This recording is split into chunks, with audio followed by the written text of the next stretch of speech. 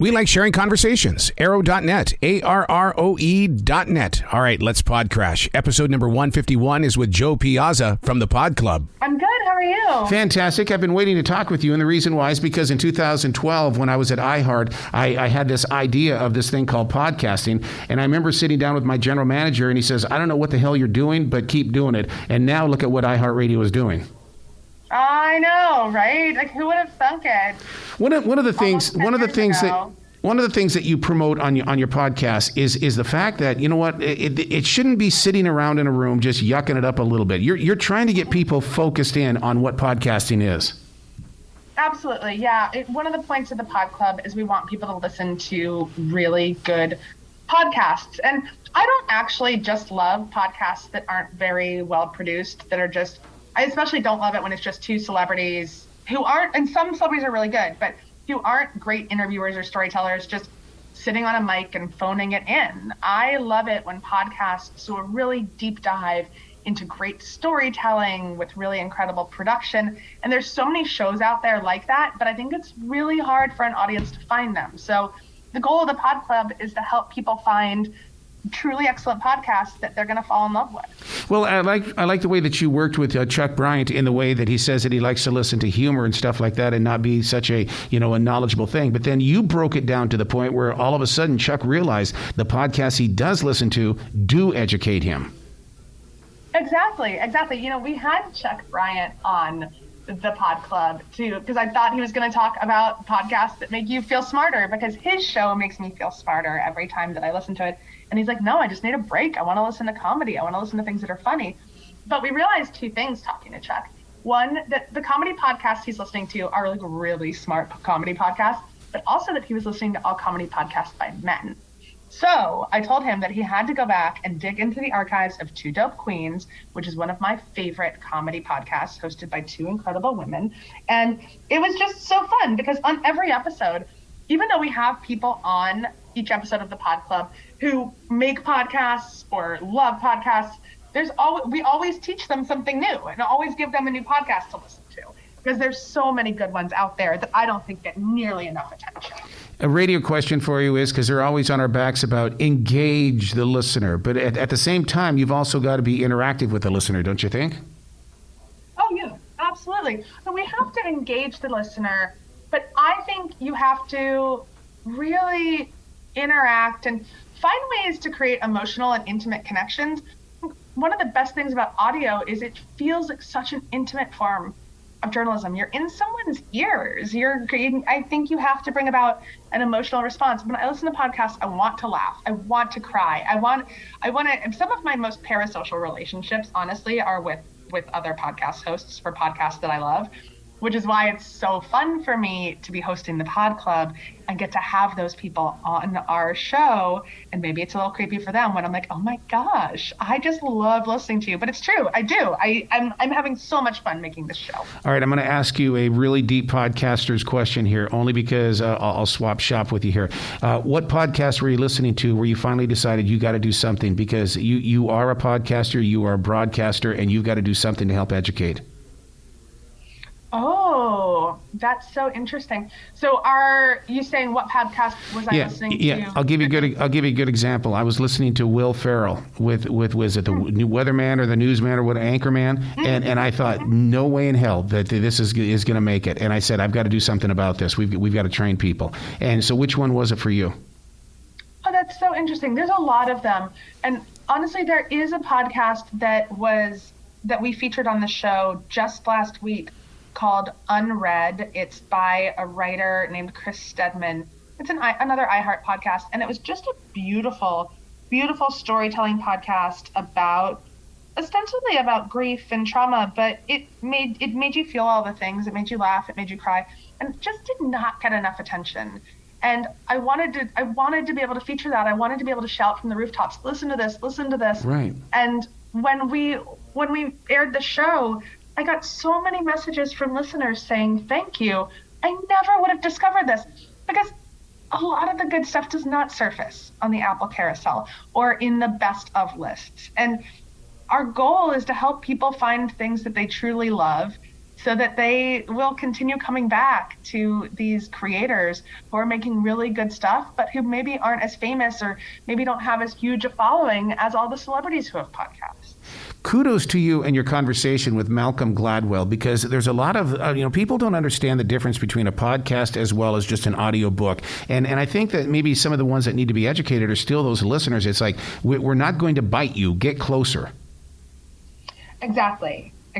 Yeah. I think that listeners, they really, they want to form these connections. And I have to say, I think it's because we've been so disconnected over the past 2 years in the pandemic that we're hungry for real, intimate storytelling too. So much of the journalism that appears online is just terrible, spammy clickbait. And it's also so divisive. What I love about the podcast that we're recommending is they are, most of them, telling stories. I don't typically recommend podcasts where it's just a bunch of people shouting at each other or talking at each other. They're not my jam. There's places to go to get that. I'm looking for shows that do beautiful and interesting and compelling storytelling, because I think we have enough divisiveness and being shouted at in every other corner of the media. I think one of the biggest faults that the up and coming podcasters do, or there are many times that when you're listening to different podcasts, that you can tell the difference between those that do a podcast versus those that not only do it, but they also are a big fan of podcasting. And that is so important, that you've got to be a listener and support the business of it. Exactly. It's the same way. And I write books for a living, and the best advice I can give aspiring writers is, oh my gosh, if you want to write really good books, then you need to read really good books. So I read constantly. I read everything. And I also listen constantly. All of my spare time is filled up with just listening to more and more and more podcasts. So if you want to create good podcasts, then you've got to be listening all of the time. You really do. Do you think you'll ever do a podcast in the way of when listeners mourn the loss of a great podcast? And I was never really a fan of Chris Cuomo, but God dang if I don't miss his podcast because he's not on the air. Yeah, absolutely. That's so interesting. I've thought about doing an episode of the Pod Club where we just have listeners on morning car talk, that old NPR podcast that ran for so long, which if you had told me what car talk was about, I never would have said that I liked it or I was a fan. I don't care about cars. I live in a city. I don't even drive a car, really. Nor do I particularly, am I a particularly big fan of just two middle-aged dudes talking about cars. But I found that show so soothing and comforting, and I don't even think I realized how much I liked it and missed it until it was gone. I think we should invite you down here to the South, and we go from restaurant to restaurant to try out everybody's different style of barbecue, and we'll let you be the judge on who has the best barbecue in the South. Oh my gosh, I'm in. I'll get on a plane right now, just as soon as we hang up. You kidding? That sounds like a dream job. I like your mantra in the way that you say life is too short and we can't waste it listening to bad podcasts. It's true, which is why we play a snippet of the shows in the episode, so you know what you're getting into. I always know if I'm going to like a show within the first minute or two. I'm like, oh yeah, I can vibe with this host. I get this. I like their voice, or I like their approach. So we want you to feel the vibe of a podcast, and my goal really is that you will turn off your Pod Club episode in the middle of it and be like, I have to download this podcast immediately. And because we recommend 4 to 5, sometimes even 6 podcasts in every episode of the Pod Club, I think that there is something for everyone in every single episode. One of the things that you're proving on the Pod Club is that it doesn't always have to be about the famous people interviews. You open up the door for people to show that, hey, this is a real person over here. Get to know them. Exactly. And in fact, I will say, because I've been doing Committed, my other podcast, for 4 seasons, and it's a narrative storytelling podcast about marriage and interesting marriages. Our pilot was a couple who was blown up together in the Boston Marathon bombing. We've interviewed an astronaut and his wife. We interviewed Nick Offerman and Megan Mullally, and Nick and Megan were one of one of my best shows. So when I talk about celebrities in a minute, I'm not talking about them because they were incredible, and also two of my favorite people. But I have to say, the best interviews from Committed are the ones with people who have never, ever done a media interview before in their entire lives, because they are raw and honest, and you can feel them, man. So, and we've had some celebrities on the show who are very media trained, and it's just, it doesn't feel authentic. So I think the stories out there that have to be dug up, where you have to do a little bit more work, those are the ones that will really get you in the end. So when you're talking about different podcasts and you talk about a podcast being good or one being bad, what is your gauge for determining when a person has gotten something that is bad, and how you determine a podcast is good? It's interesting. I think it's so personal and so subjective. I might hate something that you love and vice versa. So, and that's why we like to recommend so many different podcasts. But what I will say, and I think this is true of the boom in celebrity podcasts that happened during COVID, I can tell when someone's phoning it in. I can tell when someone is just like, I'm turning this microphone on because I just want to make a buck. And I can tell when someone is turning the microphone on because they love what they do and they're committed to the story and to the storytelling. It shows through. It really, really does. So that's what makes a good podcast. That's the baseline for a good podcast for me, is someone that is committed to this kind of storytelling and is not just phoning it in. Well, it's been fun watching Conan O'Brien grow into it, because I remember listening to his very first one, and he was like, I don't even know why I'm here kind of thing. But now you listen to his show, and he is so committed to what it's all about. Exactly. Conan is such a great example of a celebrity who loves this form, who should be in audio. And then, and I don't want to name names because I also don't like to publicly downgrade anyone, but there are celebrities who I think get on the microphone and they don't care. They're like, whatever, this is just another way for me to make some cash. The same as I'm going to star in a car dealership commercial or a commercial for some kind of bottled water.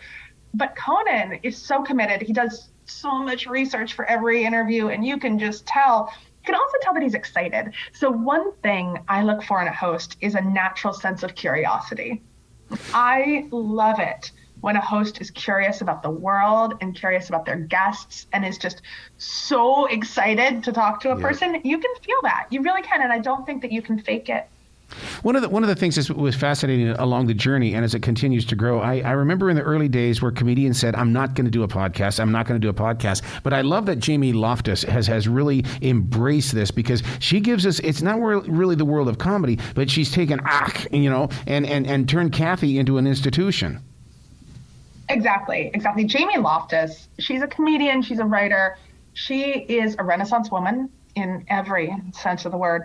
And we had her on the second episode of the Pod Club. I adored her podcast, Aack Cast, about the Kathy comic strip, because Jamie is genuinely curious about everything in the world. Everything. She just is. And that the curiosity that she brings to her podcasts is completely contagious. It doesn't matter if you're interested in the Kathy comic strip, you are going to be by the time that you finish with the Aack Cast. So then, have you ever had one of those moments where, especially maybe in the early days, it's like, okay, what am I going to do now that mom is no longer listening to my show? I've lost my one and only fan. Well, my mom's never listened to my show. Oh, my God. No, she's never listened to any of my podcasts because she doesn't really know how they work on her phone. I don't think she knows what a podcast is. In fact, one of my 2022 goals is to get my mom into podcasts. And I had a really great suggestion a couple weeks ago of how to do that. She's a big Outlander fan, and apparently there's some good Outlander podcasts. And she also likes weird royal history. So I'm going to give her Dana Schwartz's podcast, Royal Blood. Oh, my God. Excellent. And see if that could be her gateway podcast. And in fact, I was supposed to recommend it to her this weekend and I forgot. So I'm going to have to do it when she comes over tomorrow. Don't you love sitting down? Because I've been with Dana. I've been with Jamie. I mean, your guests have been with me. And don't you love just sitting down and having honest to God conversations with them? And you get to see the human side of their possibility?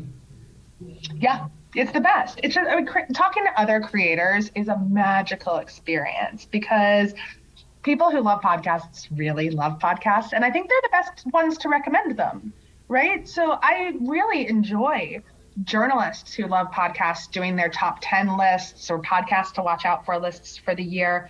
But it's also really fun to hear from the people making podcasts about what they're listening to, because you know that they set the bar pretty high. The creator of Podcast Magazine, Steve, he's I asked him one time, I said, how do you feel about the cussing that seems to be such a free form on podcasting? And he says the moment that we take that away, that we've lost our freedom of speech. How do you feel about it? You know, I have a cussing problem. I have a filthy mouth. I don't cuss on the Pod Club because we are also broadcast on the radio, and you know that there are rules about that. On my other podcast, Under the Influence, I have a filthy mouth that I should probably clean up. But there are podcasts that I've listened to, and I hope that I'm not one of them, where the cussing is almost too much, where it just doesn't feel natural and it feels like they're cussing just for effect. And even me with the mouth of a sailor who hasn't been to port in a long time has been turned off by those podcasts. But it's not cussing that bothers me in podcasts. The thing that bothers me the most in podcasting is, you know, podcasts that are essentially just two people yelling and fighting into a microphone. I don't actually listen to very many political podcasts because I think that we're in a very divisive place right now in America, and I'm turning to podcasts to help me learn about the world and explore the world and be curious about the world. And there's just so much divisiveness and hate elsewhere in media that I don't love that genre of podcast. Not all podcasters have a production team. What is your world like? Do you get to step into a room and there's 25 people around you, or does Jo get to just do her own thing? Well, I'm in my pajamas for a lot of the day. I don't put on pants, but I do have a great production team. Like, I have a pretty serious podcast production team from iHeart on all of my podcasts who do incredible work. I think the people who aren't in the podcast world don't understand how much goes into producing a really great podcast. But that said, there are some incredible tools out there these days to help people who don't have a team create podcasts. Great recording platforms. We use Riverside, but I've also used Squadcast and Zencaster. And then really good editing platforms. I've been using Descript a lot to edit my audio to try to help my producers out before they take on some of my interviews. A lot of people think that they're going to become instant superstars or celebrities when they create a podcast. I mean, I love the conversation with Janine Rubenstein in the way that, you know, it is a celebrity versus a podcast. Totally. I honestly, frankly, I think everyone loves the idea that they may become super famous just instantly by either writing a book or making a podcast. And I can tell you, after writing 10 books and making 4 podcasts, that I am not a famous person and no one knows who the heck I am. Getting famous overnight is a rare thing. But I do think that the podcasters that are really committed to the craft will rise to the top and will find their audience.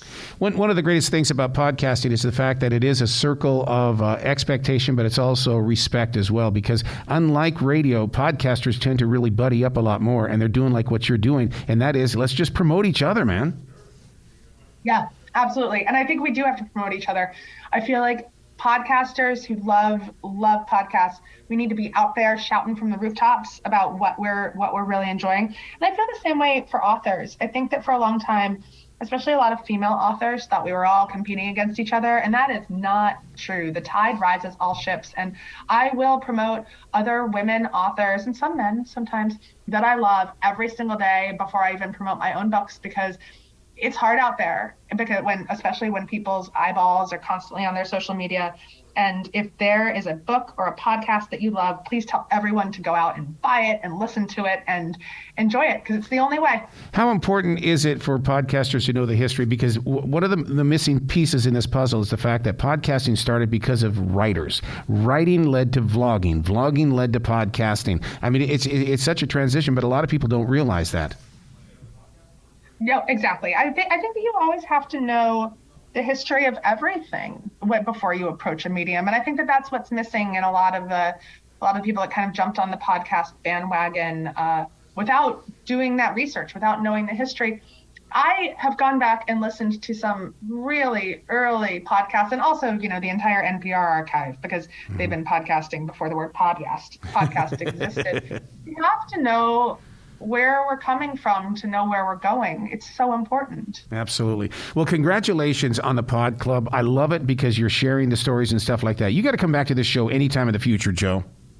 Oh my gosh, I would love to. I'll come on every week and recommend a podcast for you. There you go. Let's do it. Let's create. Perfect. You be brilliant today, okay? All right, you too.